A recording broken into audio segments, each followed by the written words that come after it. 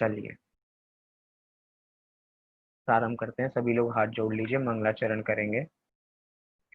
नमो अरिहंताणं, नमो सिद्धाणं, नमो आयरियाणं, नमो वज्झायाणं, नमो लोए सव्यसाहूणम्। मंगलम भगवान वीरो, मंगलम गौतमो गणी, मंगलम कुंद कुंदाद्यो, जैन धर्मोस्तु मंगलम। आत्मा ज्ञानम स्वयं ज्ञानम, ज्ञानादन्यत् करोति किम, परभावस्य कर्तात्मा, मोहोऽयं व्यवहारिणाम्। अज्ञानतिमिरान्धानां, ज्ञानाञ्जनशलाकया चक्षुरुन्मीलितं येन, तस्मै श्रीगुरुवे नमः। तस्मै श्रीगुरुवे नमः।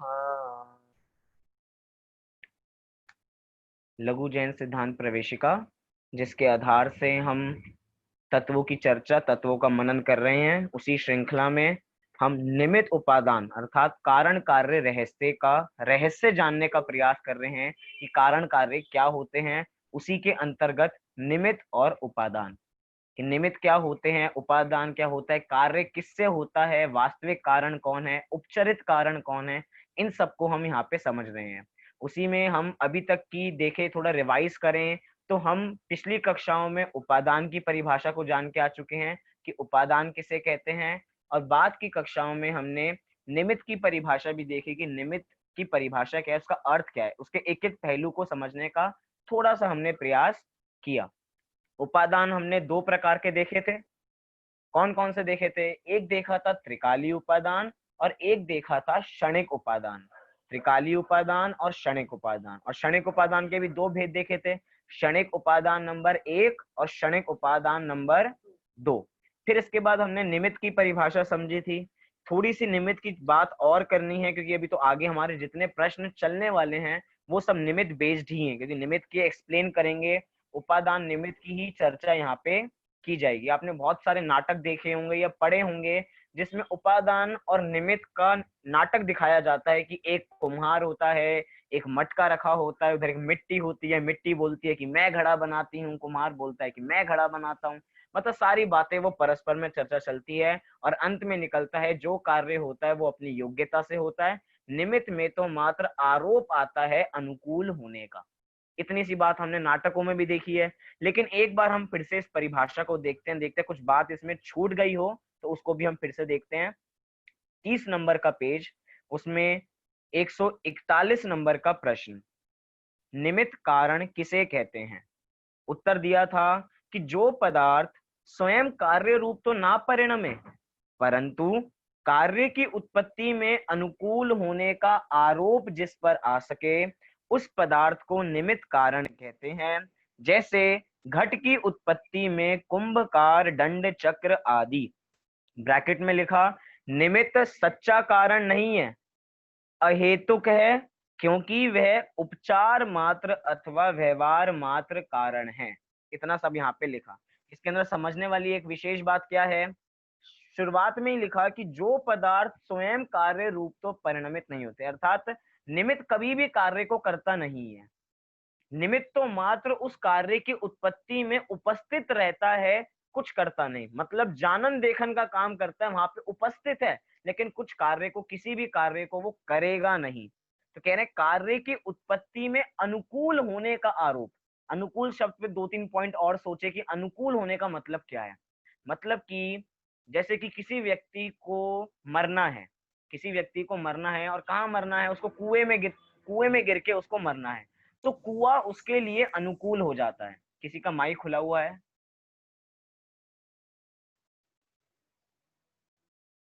चलिए, तो कुआं उसके लिए अनुकूल हो जाता है। मतलब वस्तु हम यहाँ पे बताना चाह रहे हैं कि कोई जो निमित्त होता है, निमित्त कोई अच्छा या बुरा नहीं होता। जब भी कार्य की उत्पत्ति होती है तो उस कार्य की उत्पत्ति में उस वस्तु पे अनुकूल होने का आरोप आ जाता है। जैसे कि उस व्यक्ति को वहां पे कूदना है तो उसके लिए अनुकूल क्या हो गया, उसके लिए कुआं अनुकूल हो गया। जिस व्यक्ति को ट्रेन के सामने आके मरना है तो ट्रेन उसके लिए अनुकूल हो जाएगी, अनुकूल निमित्त बन जाएगी, क्योंकि अनुकूल रूप परिणाम। ट्रेन के सामने मरना कोई बढ़िया बात तो है नहीं, लेकिन जो भी कार्य हो रहा है, क्योंकि बात अच्छे कार्य और बुरे कार्य की नहीं चल रही, बात चल रही है कार्य की उत्पत्ति की। तो कोई सा भी कार्य हो, अच्छा हो या बुरा हो, हमारे किसी की भी दृष्टि में उसकी उत्पत्ति में जो भी अनुकूल होगा उस पे आरोप आ जाएगा। अनुकूल पदार्थ पे आरोप आता है कि ये कार्य इसने किया, कार्य इसने नहीं किया, लेकिन अनुकूल का आरोप आता है कि इसने ये कार्य किया, ये वहां पे उपस्थित था। ऐसे बात आ जाती है। हमें बिच्छू ने काटा, हम यहाँ पे बैठे हुए थे, अभी पीछे से एक बिच्छू आए और थोड़ी सी डंक लगाए। अब क्या है, बिच्छू डंक लगाए तो अच्छी बात है क्या, दर्द तो बहुत होता है, तो वो अनुकूल है या प्रतिकूल है? उस वो बिच्छू ने आपको डंक लगाई तो डंक लगा के दर्द हुआ, मतलब अनुकूलता हुई या प्रतिकूलता हुई? हमें तो प्रतिकूलता हो रही है, लेकिन कार्य की उत्पत्ति में, मतलब डंक रूपी लगने के कार्य में वो बिच्छू निमित्त था, इसलिए वो अनुकूल था। दर्द हमें हो रहा है उससे कोई मतलब नहीं है। बात क्या चल रही है, कार्य की उत्पत्ति में, जो भी कार्य की उत्पत्ति में जो भी जिसको भी हम निमित्त कहते हैं, जिसपे हम आरोप देते हैं, वो हमेशा अनुकूल होता है, वो प्रतिकूल नहीं होता। बराबर में जो उसके बिच्छू घूम रहा है, जिसने हमें नहीं काटा है, वो हमारे लिए प्रतिकूल है उस समय, क्योंकि उसने अभी हमें साथ कार्य की उत्पत्ति में उसने कुछ मदद नहीं की। कार्य की उत्पत्ति में जो सहायक कारण थे उसे ही वहां पे निमित्त कारण कहा जाता है। कि जो पदार्थ स्वयं तो कार्य रूप ना परिणमे, परंतु कार्य की उत्पत्ति में अनुकूल होने का आरोप जिस पर आ सके मतलब आ सके, आता है, वास्तव में उससे कार्य नहीं होता है। मतलब कि कल हमने एक और पॉइंट पे बात की थी कि जो निमित्त होता है वो कोई पर्टिकुलर पदार्थ नहीं होता। निमित्त कोई पर्टिकुलर पदार्थ नहीं होता। जब भी कार्य की उत्पत्ति होती है तो उस पे आरोप आ जाता है। जैसे कि एक मरी हुई वेश्या, उदाहरण में हम समझें कि एक मरी हुई वेश्या यहाँ पे पड़ी हुई है। अब वहां पे चार अलग अलग प्रकार के व्यक्ति हैं। एक व्यक्ति को उस मरी हुई वेश्या को देख के भाव आ रहे हैं, काश ये जिंदा होती तो मैं इसको भोग पाता। और एक वहां पे एक पशु भी है। कौन है? पशु। पशु को भाव आ रहे हैं कि जैसे ही सारे ये लोग हटेंगे और मैं कब उसका मांस खाऊंगा। मतलब कि एक रागी व्यक्ति को उससे राग करने का भाव आ रहा है, एक पशु को उस मांस खाने का भाव आ रहा है, एक चोर को क्या भाव आ रहा है कि इसके शरीर पे कितने सारे गहने लगे हुए हैं, जैसे ही सारे लोग हटेंगे मुझे सारे गहने चुरा के मैं भाग जाऊंगा। सबके अलग अलग परिणाम आ रहे हैं। और वहीं पे एक वैरागी प्रकृति का व्यक्ति है जिसको वो मरी हुई लाश देख के वैराग्य आ रहा है। अब बताइए, पर्टिकुलर वस्तु निमित्त क्या है? किसी में अच्छी बनती है, किसी में बुरी बनती है। मतलब वस्तु अच्छी बुरी नहीं है, हम उस वस्तु को जिस एंगल से देख रहे हैं वो वस्तु वैसी बन जाती है अपने लिए। रागी व्यक्ति राग की दृष्टि से उसको देखता है तो राग की उत्पादक सामग्री में वो निमित्त बन जाएगी। वैरागी प्रकृति के लोग वैराग्य से उसको देखते हैं तो वैरागी प्रकृति के बन जाएगी। ऋषभ देव के दरबार में, मतलब कि राजा ऋषभ देव के दरबार में नीलांजना का नृत्य चल रहा था। नीलांजना का नृत्य चल रहा था, नीलांजना की वहां पे मौत हो गई। इतनी जल्दी सारे देवों ने काम किया, दूसरे लोगों को पता लगने नहीं दिया, और वहां पे उसकी जो बॉडी थी उसको बदल दिया, और वहां पे एक दूसरी वेश्या मतलब नृत्य करने लग गई। अब पता किसको लगा? पता बस ऋषभ देव को पता लगा, राजा ऋषभ देव को पता लगा, और किसी को पता नहीं लगा। मतलब उस मरी हुई वेश्या से वैराग्य का उत्पादन मात्र उन्हीं को होना था, दूसरों को नहीं होना था। मतलब कि किसी पर्टिकुलर कार्य से किसी पर्टिकुलर वस्तु निमित्त नहीं होती है। अगर मरी हुई किसी लाश से सबको वैराग्य आ रहा होता तो सारे जितने भी मंत्री खड़े थे, जितनी भी सभासद खड़ी थी, सबको वहां पे वैराग्य आना चाहिए था। हम अभी किसी का वियोग हो जाए, हमारे परिवार में से किसी का वियोग हो जाए, सब शमशान घाट जाके सबको ऐसे भाव आते हैं कि सबको मरना है, सबको जाना है, सब ऐसे ही है, सबको भाव हो रहे हैं। लेकिन वही भाव कुछ देर में बदल जाते हैं। वो भाव बस वहां तक ही सीमित रहते हैं। जैसे ही घर में आते हैं फिर सारे कार्यों में लग जाते हैं, फिर भूल जाते हैं। क्योंकि कोई भी निमित्त कभी भी 24 घंटे के लिए परमानेंट निमित्त नहीं बनता। एक और बात, एक तो ये पॉइंट दूसरा हुआ कि कोई पर्टिकुलर वस्तु निमित्त नहीं होती, और कोई भी वस्तु हमेशा के लिए निमित्त नहीं रहती है। हमेशा के लिए मतलब 24 घंटे कोई वस्तु निमित्त नहीं बन सकती, अनंत काल के लिए कोई वस्तु निमित्त नहीं बन सकती। अगर 24 घंटे के लिए हर समय के लिए कोई वस्तु निमित्त बन जाएगी तो काम ही नहीं हो पाएगा कुछ भी, क्योंकि परिभाषा बहुत सटीक है।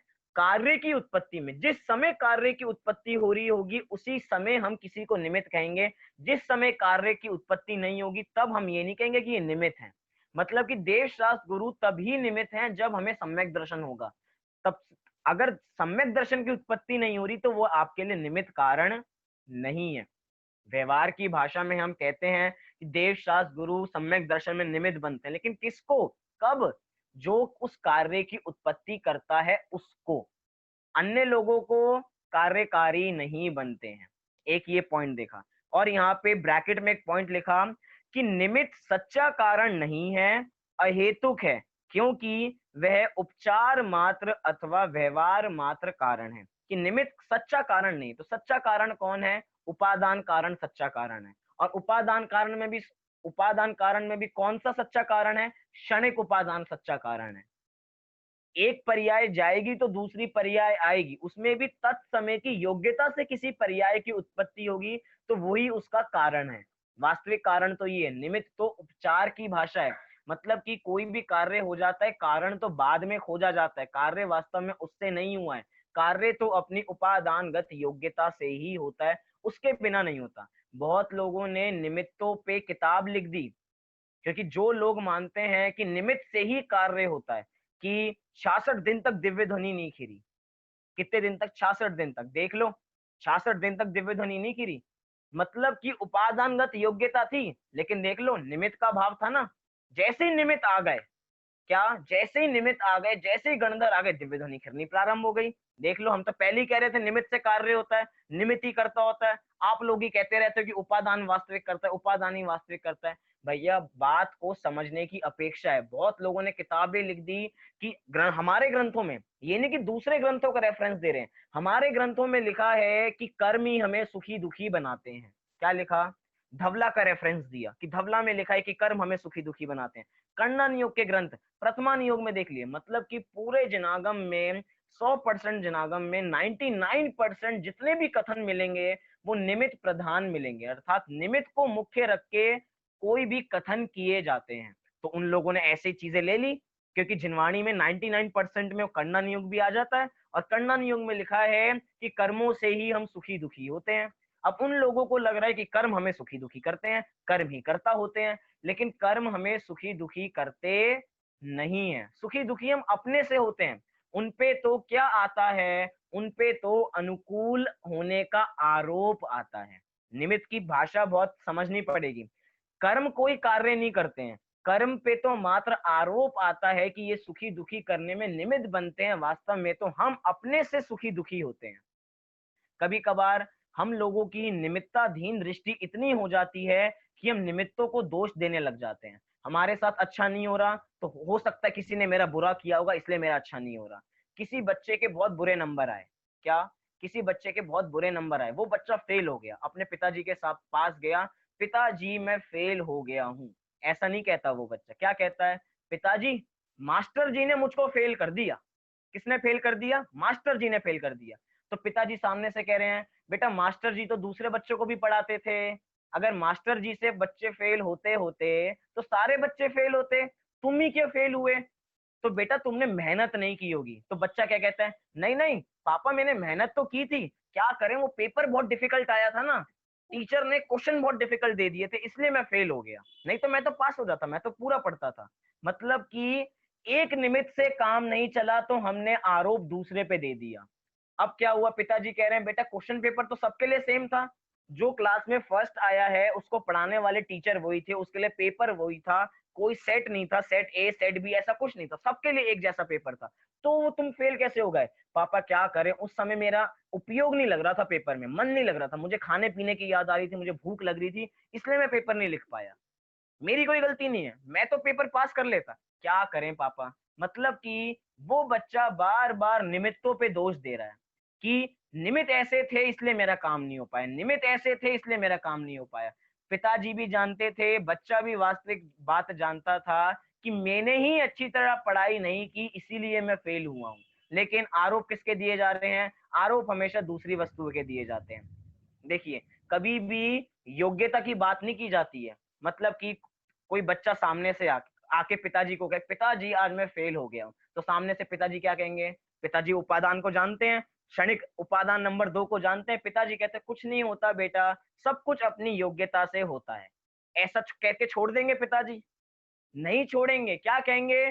कल से अच्छी ट्यूशन पढ़ोगे तुम, और अच्छी। कोई किताब चाहिए, कोई गाइड चाहिए हो, जब मैं तुमको लाके दूंगा, लेकिन तुमको अच्छी पढ़ाई करनी है।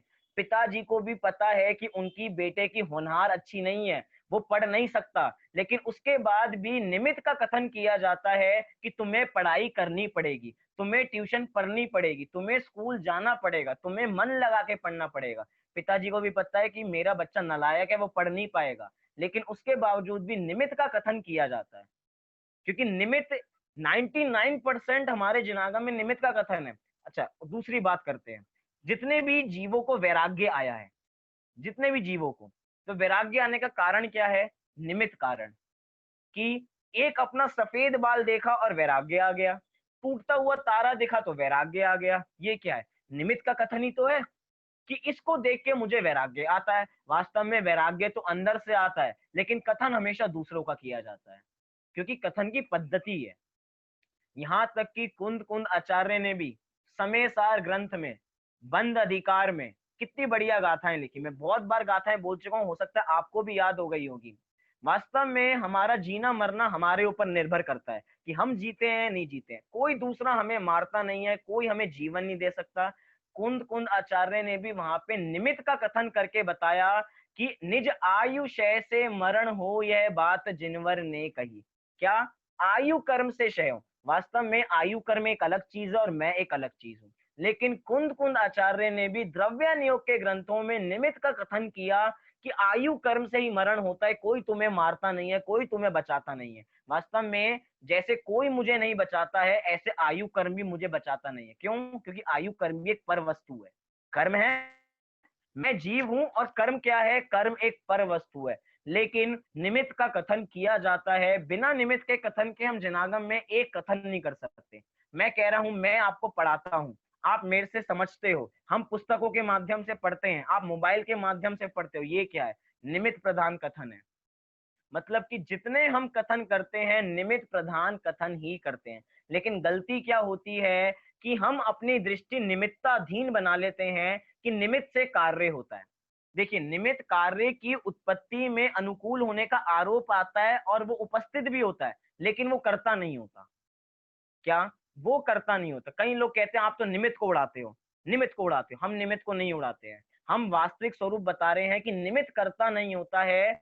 निमित्त कारण तो है, लेकिन निमित्त पे कर्तृत्व का बोझ नहीं है। सोच के देखिए, अगर निमित्त कर्ता होने लग जाए कि निमित्त से कार्य होते हैं, कि निमित्त ही वास्तविक करता है, तो सारी वस्तु व्यवस्था पलट जाएगी। सोचिए, अगर महावीर भगवान सबको सम्यक दर्शन देने लग जाए, वहां पे 4 प्रकार के जीव थे। समूह शरण में एग्जाम्पल के लिए 4 प्रकार के जीव थे, और निमित्त अगर करता होते तो क्या गड़बड़ हो जाती? एक को तो उन्होंने मिथ्या दर्शन दिया, एक को उन्होंने उपशम सम्यक दिया, एक को शयोपशम सम्यक दिया, और एक को क्षायिक सम्यक दिया। एक बार को क्षायिक सम्यक वाला शांति से बैठेगा, लेकिन जो बाकी के 3 हैं उनमें लड़ाई हो जाएगी कि निमित्त करता होते कि हे भगवान, तुमने मुझे मिथ्या दृष्टि क्यों बनाया, तुमने मुझे उपशम सम्यक क्यों दिया, तुमने मुझे शायोपशम सम्यक क्यों दिया, तुमने मुझे क्षायिक सम्यक क्यों नहीं दिया, मैंने क्या किया था? अगर निमित्त करता होते तो। लेकिन निमित्त से कार्य नहीं होता। थोड़ी देर बाद चौथे वाला उठ के आएगा जिसको क्षायिक सम्यक दिया है, उसको भी परेशानी है। भैया, उसको क्या परेशानी है? उसको तो क्षायिक सम्यक मिल चुका है, उसको भी परेशानी है। वो कह रहा है कि भगवान, मैं तुम्हारे समूह शरण में 4 घंटे से बैठा हूं, अगर तुम्हें मुझे क्षायिक सम्यक देना ही था तो 4 घंटे पहले दे देते, अभी क्यों नहीं दे रहे हो? मतलब कि अगर निमित्त से कार्य होते तो कितनी बड़ी परेशानी हो जाती। निमित्ताधीन दृष्टि कि निमित्त से कार्य होते हैं, निमित्त से कार्य होते हैं, निमित्त से कार्य नहीं होते हैं। निमित्त पे कर्तृत्व का बोझ नहीं है, निमित्त मात्र उपस्थित होता है। निमित्त मात्र बस ये बताता है कि कार्य जब हो रहा है तब ये चीजें उपलब्ध थी वहां पे। कल एक शब्द का प्रयोग किया था कि जब जब कार्य की उत्पत्ति होती है तो कुछ वस्तुओं पे तिलक लगा दिया जाता है निमित्त का, कि ये कौन है, ये निमित्त है। मतलब कार्य की उत्पत्ति में इन पे अनुकूल होने का आरोप आ रहा था, इसलिए हमने को निमित्त कह दिया, लेकिन निमित्त कर्ता नहीं होते हैं। चलिए थोड़ी सी और आगे बात करें। हमें लगता है कि निमित्त से कार्य होते हैं। आपको सुख दुख हो रहा है, क्यों हो रहा है आपको सुख दुख? हमने किसी एक व्यक्ति ने मुझे गाली दी, एक व्यक्ति ने मुझे बहुत गंदी गाली दी। अब एकदम उस व्यक्ति ने कहा कि भैया संभव, मैं आपको गाली नहीं दे रहा, तुम्हारे पीछे जो संभव खड़ा है ना, मैं उसको गाली दे रहा हूँ। क्या? एक व्यक्ति ने मुझे गाली दी और मैं आग बबूला होने लग गया, तुमने मुझे गाली दे दी, इतना बुरा हूं मैं, ये वो। बाद में कहता भैया तुम्हें गाली नहीं, तुम्हारे पीछे वाले जो वो दूसरा, उनका नाम भी संभव ही है, मैं उनको गाली दे रहा हूँ। अब बताओ, अब हमारा गुस्सा कहाँ चला गया? अब गुस्सा हमारा भाग गया। क्यों? क्योंकि अब वो गाली हमें नहीं दी जा रही है, अब वो पीछे वाले को दी जा रही है। गाली में क्या फर्क पड़ा? गाली तो वही थी, गाली तो गंदी ही थी, लेकिन जैसे ही उसका अटैचमेंट मुझे लगा कि उसने मुझे दी है, मेरे नाम से बोली है, तो हम आग बबूला होने लग जाते हैं। और जैसे ही पता लग गया कि दूसरे को दी है, तो हम शांत हो जाते हैं। मतलब कोई भी कार्य, मतलब निमित्त से कार्य नहीं होता। गाली कोई अच्छी बुरी नहीं होती है, मतलब कोई भी वस्तु अच्छी बुरी नहीं होती है। उस वस्तु को जिस नजरिए से हम देखते हैं, वो वस्तु वैसी बन जाती है। गाली अच्छी होती है, बुरी होती है? अब इसके बाद कोई बताओ। अभी तक सबका उत्तर था कि गाली बहुत बुरी होती है, गाली देनी बहुत गंदी बात होती है। हाँ, गाली देनी गंदी बात होती है, लेकिन गाली अच्छी है या बुरी है? कौन बता सकता है? कोई नहीं बताना चाहेगा। सबको गाली देनी अच्छी लगती है क्या? हाँ जी। भैया जी, गाली ना अच्छी है ना बुरी है, अपनी दृष्टि, हमारी दृष्टि में जैसी है। अच्छा, मतलब कोई हमें गाली दे तो हमें बुरा मानना चाहिए, नहीं मानना चाहिए? भाई गाली उसने हमको नहीं दी है ना, वो तो उसने बोला है, तो मतलब हमारी दृष्टि ये मानता होनी चाहिए ना, गाली अच्छी है ना बुरी है।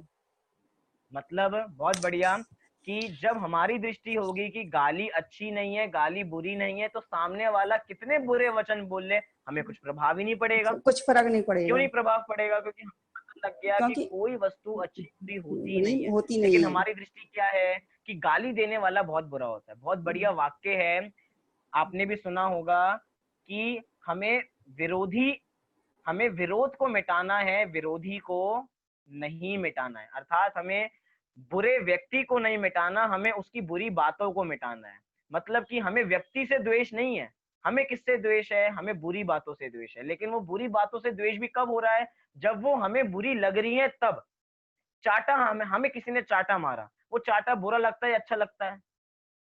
वो चाटा बुरा इसलिए लगता है क्योंकि हमें दर्द हुआ, हमारे मन में कषाय उत्पन्न हुई। अगर सामने वाले ने चाटा मारा, हमें कुछ पता ही नहीं लगा, ठीक है भैया चाटा मारा है, हम तो साम्य भाव से रहते हैं, समता भाव से रहते हैं, अब सारा काम खत्म। अभी तक दृष्टि थी कि निमित्तों से कार्य होते हैं।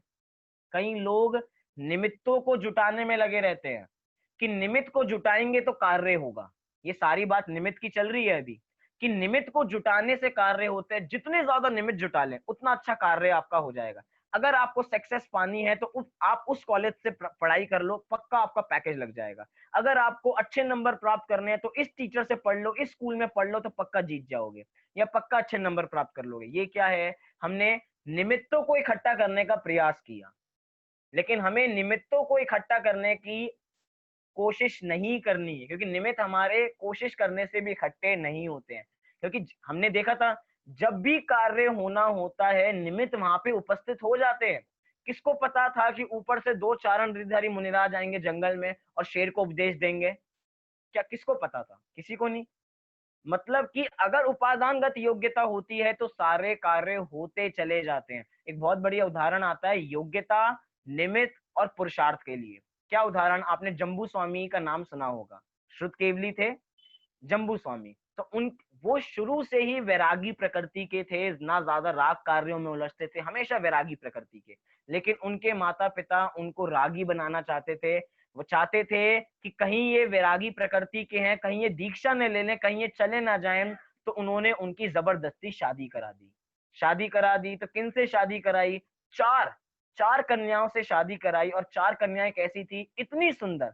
माता पिता को पूरा विश्वास था कि हमारा वैरागी प्रकृति का जो जम्बू स्वामी है, एक बार इन 4 रानियों के साथ रह लेगा तो क्या होगा, ये पक्का उसके उनके राग के झांसे में फंस जाए। इतनी सुंदर है, इनको देख के तो कौन मोहित नहीं होगा, सब मोहित हो जाएंगे।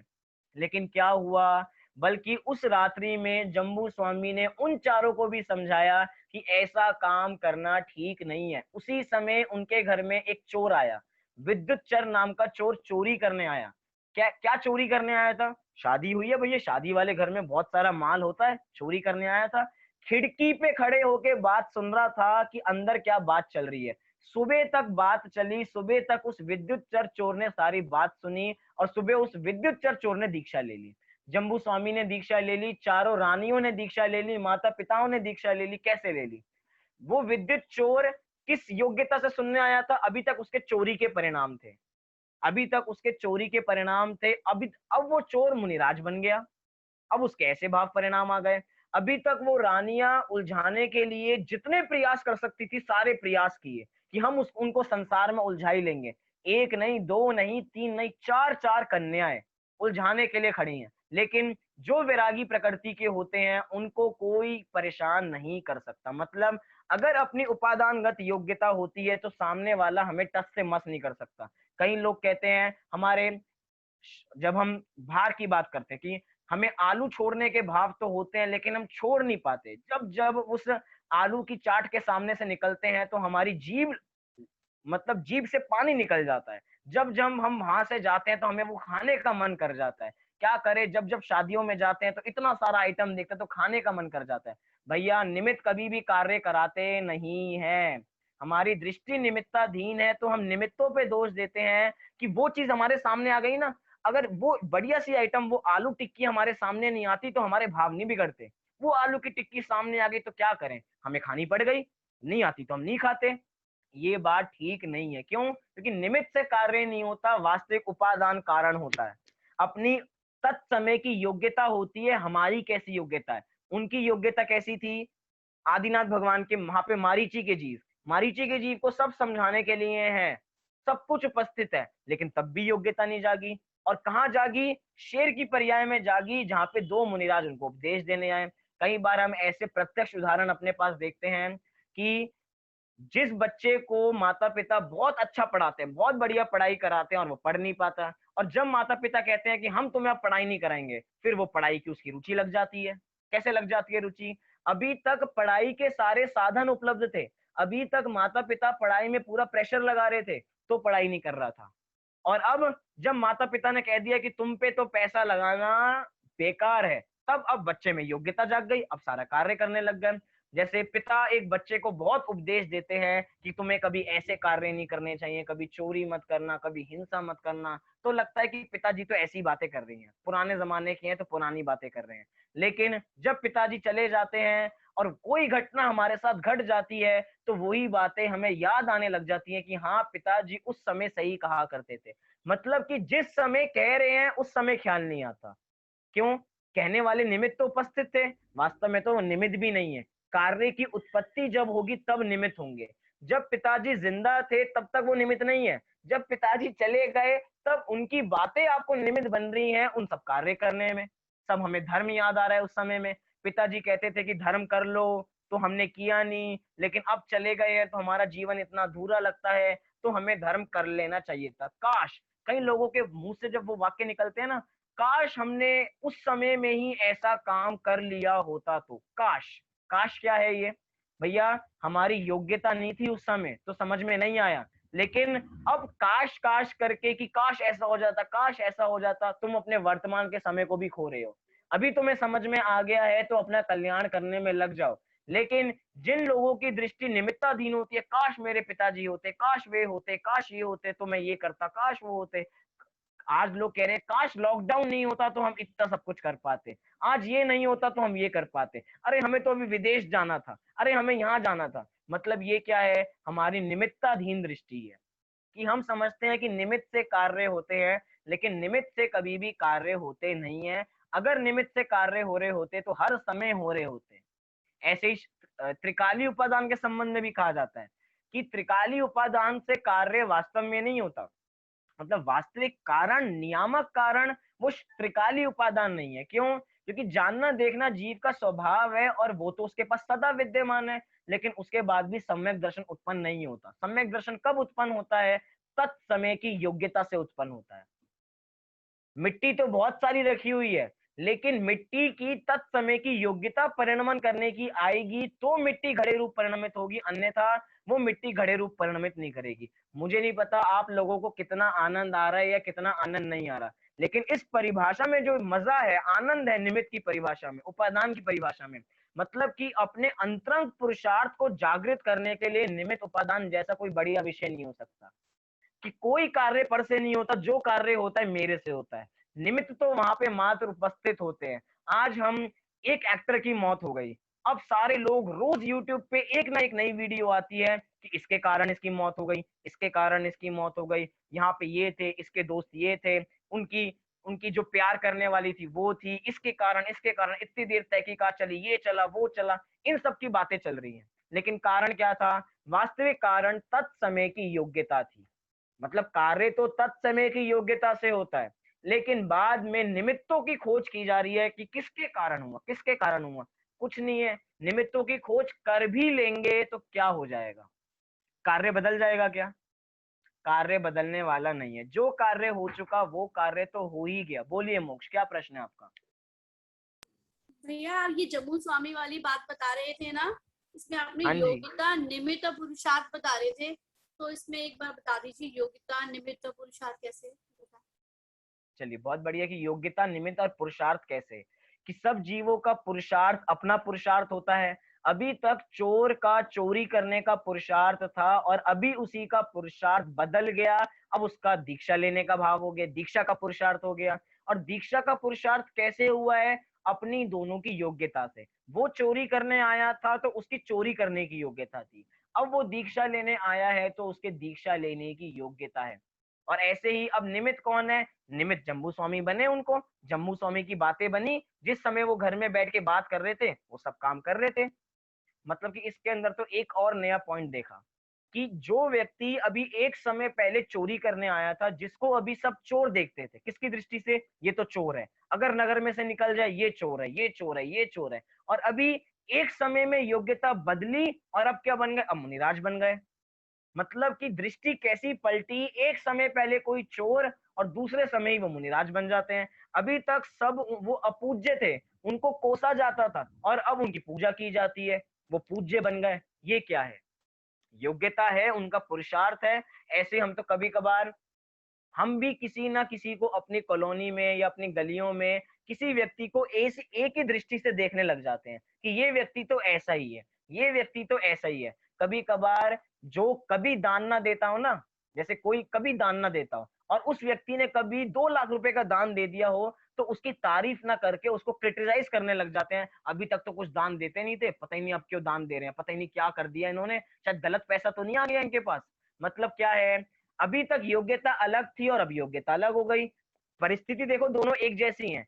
एक चोर है, चोर के अगले समय मुनिराज की परिणति आ गई, मुनिराज बन गया। एक समय पहले अभी तक चोर, अभी तक उसी व्यक्ति को कंजूस कहा जाता था और अब वो दानी बन गया। लेकिन जितने भी जगत के लोग हैं, जितनी भी समाज है, उसको एक्सेप्ट नहीं कर पाते। पता ही नहीं, कुछ कानून कीड़े निकालने लग जाते हैं। मतलब कि हम कभी भी किसी को पॉजिटिव रूप देख ही नहीं पाते हैं। हमारी दृष्टि नेगेटिव हो गई है कि अगर इसने मंदिर में दान भी किया है ना, तो पता ही नहीं क्यों किया होगा, ज्यादा इसके पास पैसा आ गया होगा, ज्यादा काला धन आ गया होगा, इसने शायद दे दिया हो, या कुछ घर में लड़ाई चल रही होगी, तो जो भी चल रहा हो, जो भी कारण, अच्छा नहीं सोचेंगे कि उसकी भावना आई होगी, लेकिन क्या बुरा किया होगा तो कर दिया होगा।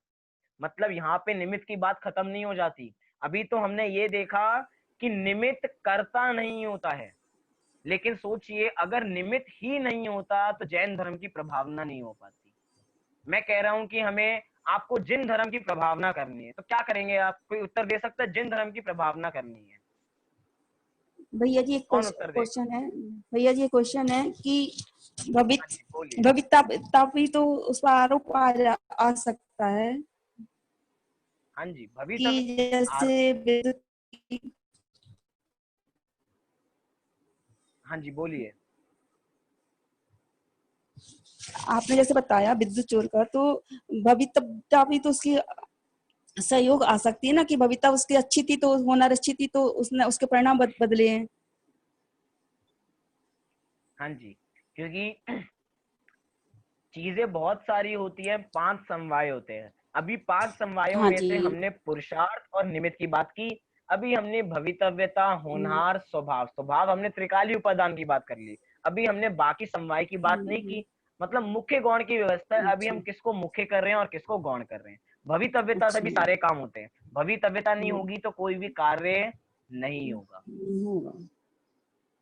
चलिए, अब जो मेरा प्रश्न है, भवियता का मतलब योग्यता ही होगा। क्या जी? आप एक बार फिर से म्यूट खोल लीजिए अपना। भवितव्यता का मतलब योग्यता ही होगा। हाँ जी, मैंने पहले दिन ही योग्यता का मतलब बताया था। योग्यता अर्थात होनहार और भवितव्यता, वही इसका अर्थ है योग्यता मतलब। चलिए, अब मेरा जो प्रश्न है, हमें जिन धर्म की प्रभावना करनी है, तो हम जिन धर्म की प्रभावना कैसे करेंगे, कौन बता सकता है?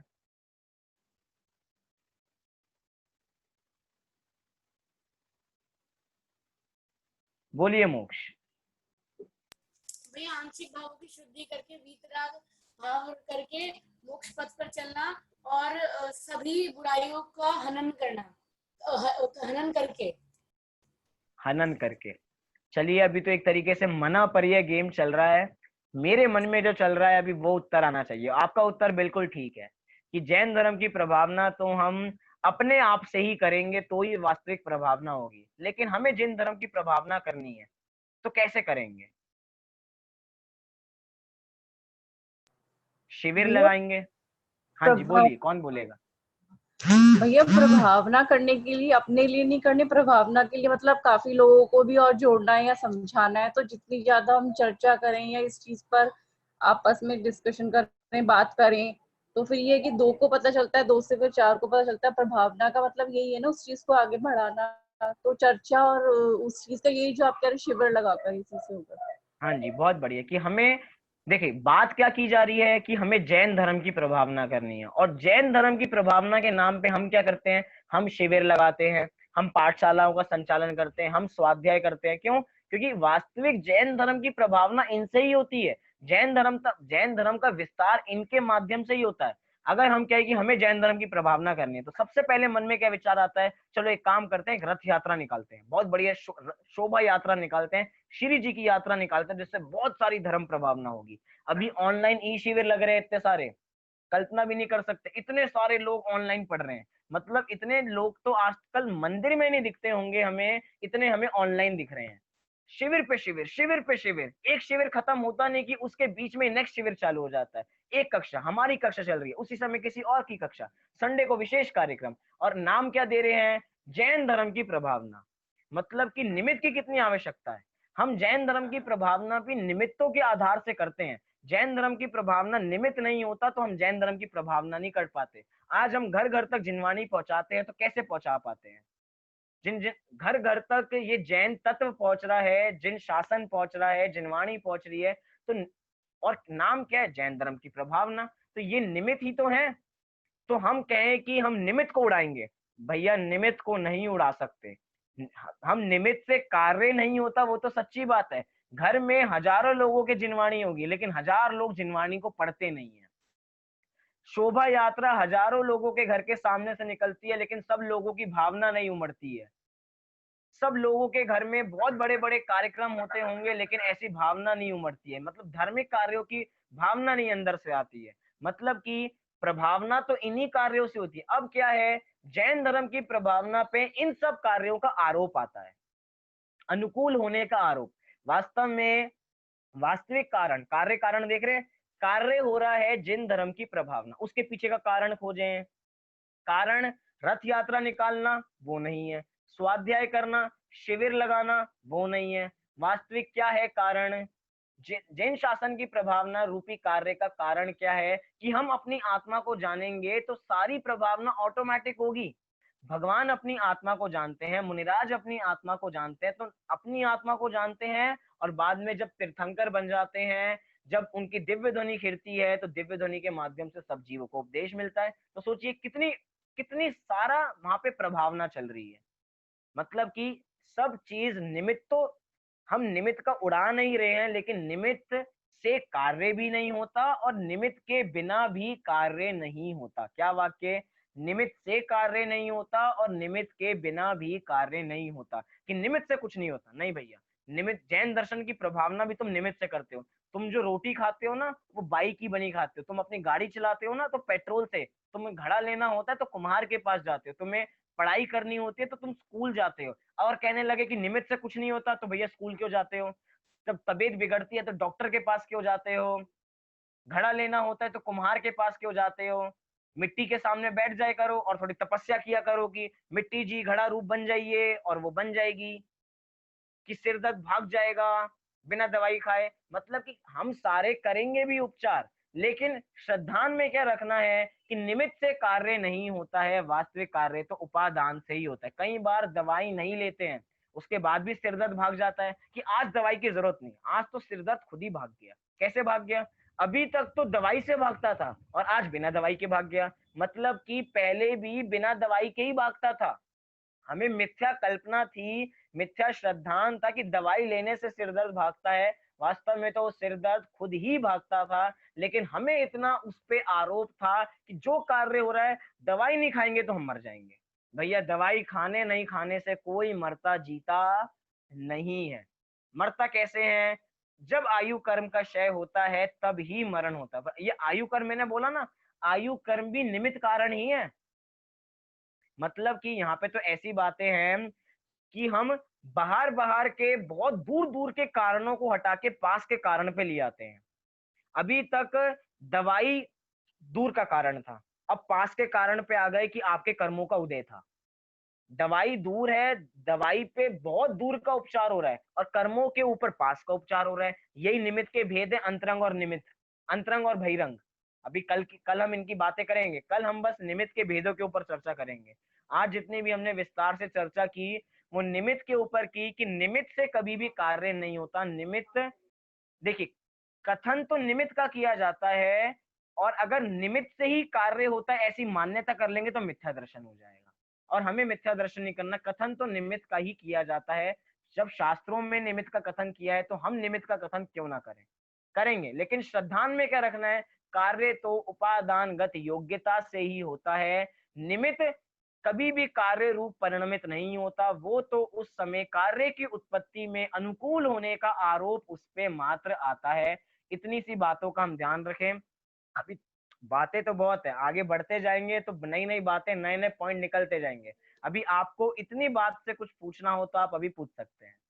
हाँ जी, हाँ जी, कि निमित्त व्यवहार हो गया और उपादान अपना निश्चय हो गया। भैया जी, जब कार्य की पूर्णता होती है तब निमित्त उसका कारण बन जाता है। हाँ जी, जब किसी कार्य की पूर्णता होती है तब निमित्त उसमें कारण बन जाता है। ये बात ठीक है आपकी। निमित्त तो कारण है ही, बनता नहीं है। वो निमित्त तो नहीं होता तो ही है उस पूर्णता समय नहीं, उपस्थित। निमित्त तो होता लेकिन पूर्णता होने पर मान लो कार्य की कारण पूरा नहीं हुआ कार्य, तो फिर निमित्त कुछ भी नहीं कर रहा। तो इस हाँ जी, निमित्त तब कुछ भी नहीं कर रहा, वो तो निमित्त ही कार्य नहीं। की जब कार्य पूरा निमित्त होता कुछ, तभी निमित्त। मैं कह रहा जब हूँ, आपका हाँ प्रश्न बहुत बढ़िया है कि निमित्त निमित्त संज्ञा तभी पाता है जब कार्य की हाँ उत्पत्ति होती है तब। हाँ हाँ जी। जब कार्य की उत्पत्ति नहीं होगी तो उसे निमित्त भी नहीं कह सकते हम। नहीं कह सकते। वो निमित्त ही नहीं है। हाँ, देव शास्त्र गुरु हमारे लिए कब निमित्त है? जब हमको सम्यक दर्शन की प्राप्ति हो जाएगी। जब हमें सम्यक दर्शन की प्राप्ति हो जाएगी। बहुत बढ़िया उत्तर। और जब हाँ, तक हमें सम्यक दर्शन की प्राप्ति देखिए नहीं हो रही, तब तक तब वो क्या तक है? तब वो निमित्त है हमारी आपके, नहीं है, नहीं बन रहे। मतलब कि नहीं बन रहे। जिसको हो रहा है उसकी उत्पत्ति में तो कारण है, हाँ। निमित्त कारण है। और जिसको नहीं हो रहा तो उसके लिए कारण भी नहीं है, कारण निमित्त नहीं नहीं कारण भी नहीं है। नहीं। हाँ हाँ जी। अब क्या है, जैसे प्रश्न आ रहा है कि सहायक कारण भी नहीं कहेंगे, सहायक निमित्त भी। हाँ, सहायक कारण कहें, सहायक निमित्त कहें, बात एक ही है। भैया सहायक का नाम दूसरा निमित्त कारण ही तो है। व्यवहार की बोलचाल की भाषा में तो यही कहते हैं कि देव शास्त्र गुरु। अभी हम सुबह की चर्चा कर रहे हैं श्रावकाचार के ऊपर, यही बात कर रहे हैं कि देव शास्त्र गुरु ही सम्यक दर्शन में निमित्त बनते हैं। रोज देव दर्शन करना चाहिए। देव दर्शन करे बिना एक अन्न का दाना भी नहीं लेना चाहिए। ये क्या है? हमने क्या बात बता रहे हैं कि देव दर्शन करने से सम्यक दर्शन होता है, शास्त्रों में ऐसा लिखा है कि देव दर्शन करने से। भैया ये बहुत उपचार की भाषा है। जब सम्यक दर्शन होगा तब वो देव शास्त्र गुरु आपके सहायक कारण बनेंगे, तब तक सहायक कारण भी नहीं है। उपचार से हम कितना ही उनको सहायक सहायक निमित्त ही तो होते हैं, और क्या होते हैं।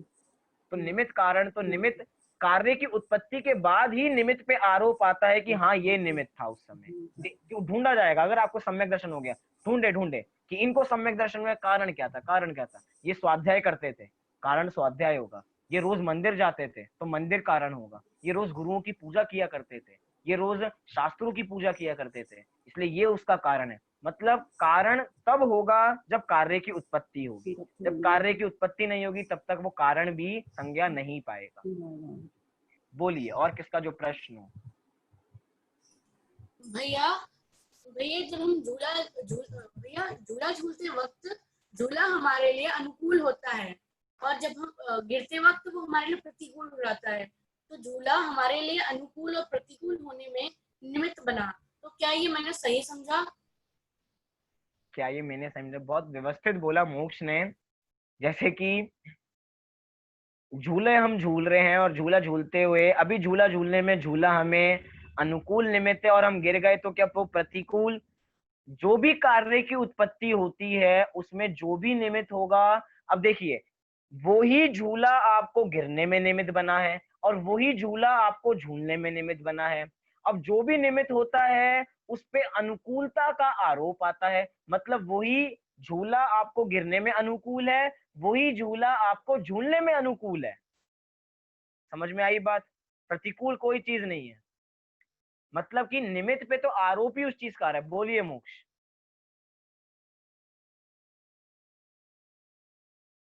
भैया अच्छे से समझ में नहीं आया, एक बार फिर से बता दो। अच्छे से समझ में नहीं आया, चलिए जैसे कि इसी उदाहरण को देखते हैं, क्योंकि उदाहरण बहुत बढ़िया है। झूला है, तो जिस झूले पे हम बैठे हैं, झूला अभी हमें झूलने में निमित्त बनता है, बात सही है। और झूला ही हमें गिरने में निमित्त बनता है, ये बात भी सही है। और निमित्त की परिभाषा क्या हमने पढ़ी? जो स्वयं तो कार्य रूप ना परिणमे परंतु कार्य की उत्पत्ति में अनुकूल होने का आरोप। अब निमित्त शब्द को रिप्लेस करके दो शब्द ले आओ, अनुकूल और आरोप। अनुकूल और आरोप, अनुकूल और आरोप इज इक्वल टू निमित्त ही है, कोई अलग नहीं है, कोई बात मैंने घुमाई नहीं। अब क्या है, अब हम झूले पे बैठे हैं, अब झूला हमें झूलने में निमित्त बनता है, अर्थात झूले पे अनुकूलता का आरोप आता है। निमित्त की जगह बस अनुकूल और आरोप शब्द लगाए हमने। अब वही झूला हमें गिरने में निमित्त बनता है, अर्थात अब निमित्त की जगह शब्द लगाओ अनुकूल और आरोप। वास्तव में झूले ने आपको नहीं गिराया है, उनपे तो मात्र अनुकूलता का आरोप आया है, क्योंकि जिस समय ऐसा कार्य हो रहा था उस समय हमें, जब हमने पूरी क्राइम सीन को देखा और क्राइम सीन को देखा कि मोक्ष झूले से गिर चुका है, अब ढूंढो कि कौन कौन था उसमें कारण, तो हमें पता लगा कि ओहो मोक्ष अच्छी तरह झूला नहीं झूल रहा था, तो झूले की वजह से मोक्ष नीचे गिर गया। तो उसमें अनुकूलता का आरोप उस झूले पे आएगा, और जब मोक्ष अच्छी तरह झूल रहा होगा तो उसके अंदर अनुकूलता का आरोप उस पे आएगा। लेकिन झूला आपको झूला झुलाता है ऐसा नहीं है, झूला आपको गिराता है ऐसा भी नहीं है। बातें बड़ी अजीब सी लगेंगी। आप क्लास सुनते हो, आप क्लास सुनते हो या नहीं सुनते हो? अब मोक्ष थोड़ा कंफ्यूज हो गया, क्या उत्तर दूंगा, ये उत्तर दूंगा तो फंसूंगा, वो उत्तर दूंगा तो फंसूंगा। इधर खाई भैया उधर मुझे कुआ। आरोप लगता है सुनने का। हम क्या? नहीं सुनते, लेकिन भैया हम सुनते नहीं है, लेकिन हमको सुनने का आरोप लगता है। चलिए हम सुनते नहीं हैं क्योंकि हमें सुनने जैसा कुछ काम तो होता ही नहीं है, हमें सुनने का आरोप लगता है कि हमने कक्षा को सुना, मतलब कि हम कक्षा नहीं सुनते हैं।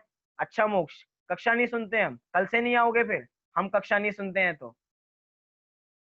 ये कर्ण इंद्री के निमित्त से होता है वैसे वो। मतलब कि ये तो सब बातें घुमाने की हैं, मजाक की हैं, कि क्लास में तो जो आए सब बढ़िया ही है, लेकिन अनुकूलता का निमित्त कहे कि अनुकूलता का आरोप उन चीजों पे आता है, कार्य तो अपनी उपादानगत योग्यता से ही आता है। आप क्लास में कैसे आ गए? तो आप अपनी योग्यता से ही आए हैं, मेरे कारण नहीं आए हैं। मैं आपको समझा रहा हूं तो आपको समझ में आ रहा है, ऐसा नहीं है। आपकी अपनी योग्यता है तो आपको समझ में आ रहा है, योग्यता नहीं होती तो समझ में नहीं आता। लेकिन जब भी समझ में आएगा तो अनुकूलता का आरोप मुझ पर आएगा कि मैंने आपको समझाया तो समझ में आया, नहीं समझ में आएगा तो मेरे पे आरोप भी नहीं आएगा। लेकिन मेरे पे समझाने का कर्तृत्व नहीं है कि आप समझाते हो तो समझ में आता है, ऐसा नहीं है। आचार्य भी तो समझाते हैं तो समझ में क्यों नहीं आता, जिनवाणी भी तो समझाते तो क्यों नहीं समझ में आता।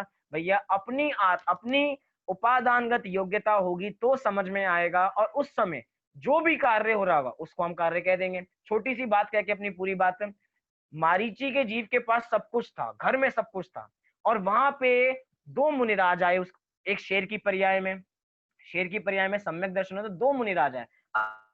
निमित्त अच्छा है, दो मुनिराज वाला निमित्त अच्छा है, या पूरे घर में 923 भाई तद्भव मोक्षगामी बुआएं घर में आरिकाएं बैठी हैं और सब घर में धार्मिक माहौल, तो कौन सा निमित्त अच्छा है? वो दो मुनिराजों वाला निमित्त अच्छा है, या पूरे सारे घर में परिवार वाले हैं वो अच्छा है? कौन बता सकता है इसका उत्तर, कौन बढ़िया है? दोनों मुनिराजों का आना उनके लिए निमित्त अच्छा बना है, उनके लिए अच्छा मारीची बना है। जी को। उत्तर तो इतना बढ़िया है, आप लोग सुनोगे कि कोई अच्छा या कोई बुरा नहीं है, हमारा कार्य तो जिनसे सद जाए वो चीज अच्छी है, मतलब कि जिनसे हमारा सम्यक दर्शन के लिए बढ़िया है। वो दो मुनिराजों से सम्यक दर्शन हो जाए तो दो मुनिराज हमारे लिए अच्छे हैं। भैया हमें तो तत्वों की बातें मिलनी चाहिए, कहीं से भी मिले कैसे भी मिले मिलनी चाहिए। गुरुदेव जी इतनी अच्छी बात कहते थे कि अगर हमें तत्व की बात सुनने को जूते चप्पल में भी बैठ के मिले तो वो हमें चीजें वो बातें सुननी चाहिए। क्यों सुननी चाहिए? इतनी गंदी जगह पे हम बैठ के सुनेंगे, जूते चप्पलों में बैठ के सुनेंगे?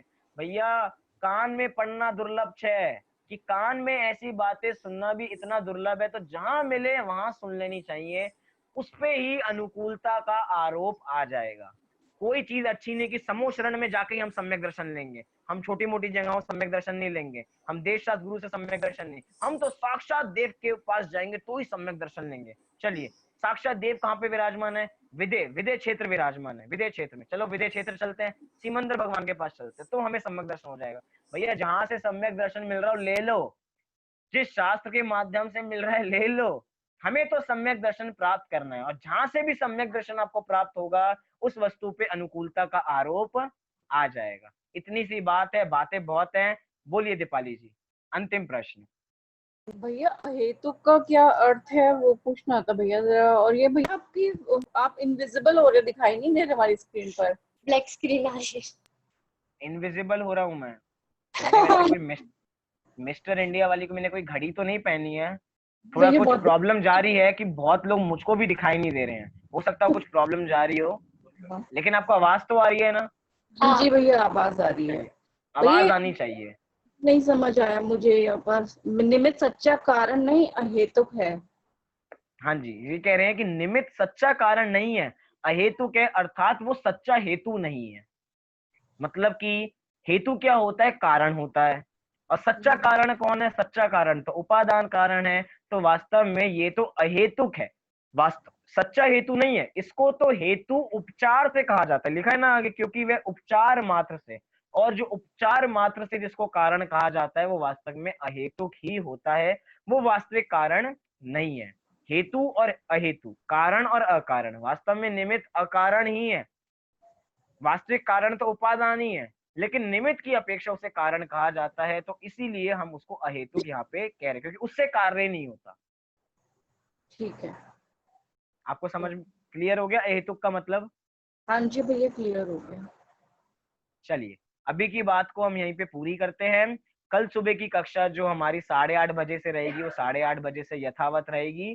कल सुबह की कक्षा में हम मिलेंगे, और शाम की कक्षा भी यथा समय रहेगी। अभी के लिए हम 9 बार नमोकार मंत्र का पाठ करेंगे।